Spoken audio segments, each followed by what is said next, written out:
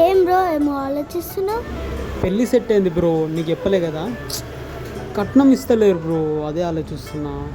నీకు పిల్లనే ఇచ్చేది ఎక్కువ, ఇంకా కట్నం కావాలరా? ఇంతకీ నువ్వేం జాబ్ చేస్తావు బాబు? నేనా ఒక ప్రైవేట్ స్కూల్లో టీచర్. గవర్నమెంట్ జాబ్ కోసం చాలా ట్రై చేసిన బ్రో, కానీ సొసైటీ లంచం లంచం అని నా జీవితాన్ని బొగ్గుపాలు చేసేసింది.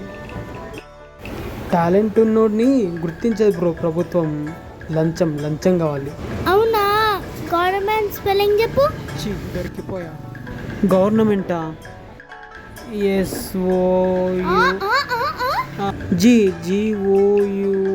GOUSTWXY.